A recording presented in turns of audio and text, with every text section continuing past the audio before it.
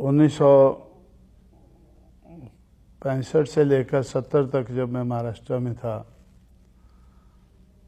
तो मुझे ये देखने को मिल रहा था कि अंबेडकर की चलाई हुई मूवमेंट आहिस्ता आहिस्ता वो फेल होती नज़र आ रही थी। तो उसके फेल्योर के काफ़ी कारण मैंने ढूंढने की कोशिश की, तो मैं इस नतीजे पर पहुंचा कि जिस समाज की गैर राजनीतिक जड़ें मजबूत नहीं होती हैं उस समाज की राजनीति कामयाब नहीं हो सकती है। तो इसलिए मुझे ये दबे कुचले समाज की गैर राजनीतिक जड़ों को मजबूत करना चाहिए। और जब मैं जड़ें देखने लगा तो मुझे जड़ें ही नज़र नहीं आई। तो मुझे लगा ये तो समाज ही रूटलेस है। पहले तो जड़ें बनानी होंगी, फिर इसको मजबूत करना होगा और फिर उस मजबूती का सहारा लेकर तब हमें राजनीति के बारे में सोचना चाहिए, आगे बढ़ना चाहिए। तो इसलिए मेरा ज़िंदगी का बहुत सा समय समाज की गैर राजनीतिक जड़ों को मजबूत करने में लगा। उसमें बामसेफ नाम का एक संगठन बनाकर तो मैंने जो एजुकेटेड एम्प्लॉइज़ थे दबे कुचले समाज के, उनको संगठित किया और उनको संगठित करके दिमाग, हुनर और पैसा,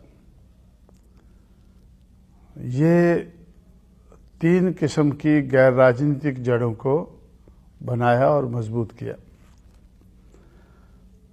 तो मुझे ऐसा लगा कि ये मूवमेंट को कामयाब बनाने के लिए दिमाग का होना ज़रूरी है, हुनर का होना ज़रूरी है, पैसे का होना ज़रूरी है। तो इस तरह से 3 किस्म के जनरेटर बनाकर तो मैंने बात को, मूवमेंट को आगे बढ़ाने की कोशिश की। और जब ये गैर राजनीतिक जड़ें कुछ मजबूत हुई तो फिर मुझे ऐसे लगा कि भाई power will be product of struggles. जो राजनीतिक सत्ता है वो संघर्ष में से ही निकलेगी। वैसे ही कोई हमें थाली में लेकर उसको नहीं परोसेगा देगा। तो इसलिए संघर्ष करने के लिए दलित शोषित समाज संघर्ष समिति, जिसको शॉर्ट में हम DS4 बोलते थे, इस नाम का संगठन हम लोगों ने बनाया और उसके माध्यम से पहला संघर्ष हमने शुरू किया देश भर में। कन्याकुमारी, कोहिमा, कारगिल, पुरी, पोरबंदर, ये हमारे देश के 5 कोने नज़र आते हैं। 100 साइकिल की रैली शुरू करके दिल्ली की तरफ हमने मार्च किया एक प्रचार करते हुए। वो प्रचार किस चीज़ का था? Struggle for self respect and equality,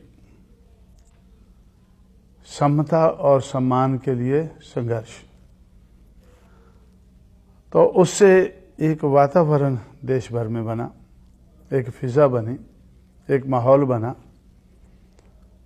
कि जिन लोगों को समता और सम्मान की ज़रूरत है उन लोगों को अपने पैरों पर खड़े होकर इसके लिए संघर्ष करना होगा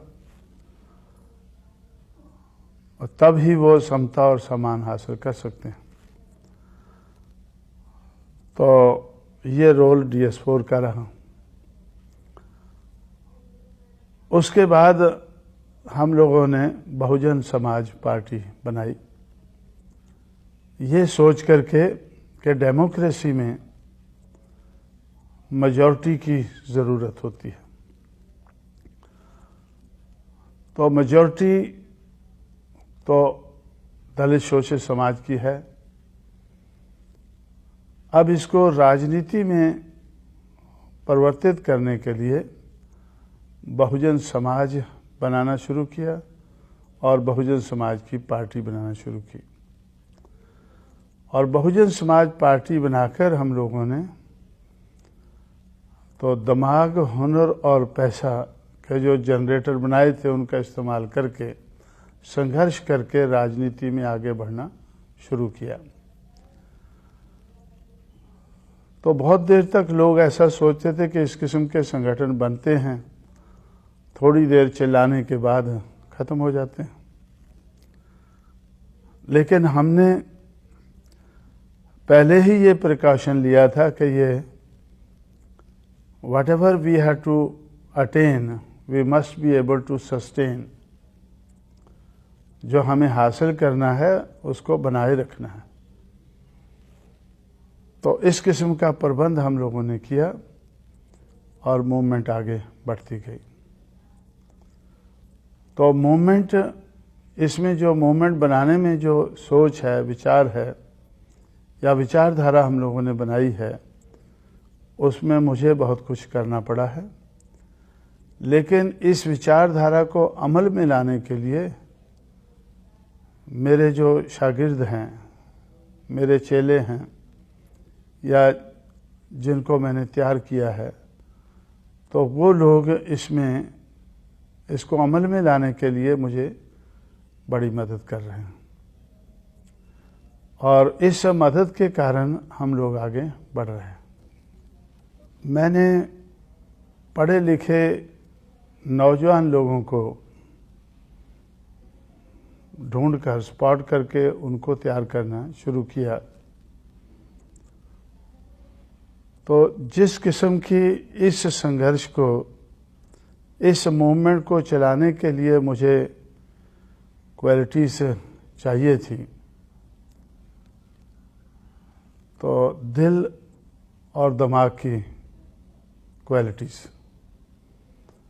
उनका दिल भी कहता हो कि हमें ये मूवमेंट को चलाना है, दिल के साथ चलाना है, और दिमाग भी हो उनका वो चलाने के लिए।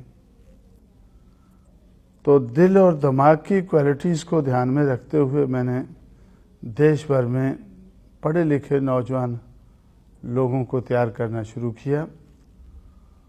और वही दिल और दिमाग की जो क्वालिटीज़ है वो मायावती में काफ़ी बड़े पैमाने पर मुझे नज़र आई। और समय के साथ साथ जैसे हम आगे बढ़ते गए तो वो क्वालिटीज़ डेवलप होती गई और उस डेवलपमेंट के कारण उनका जो रिज़ल्ट है वो अच्छा निकलता गया।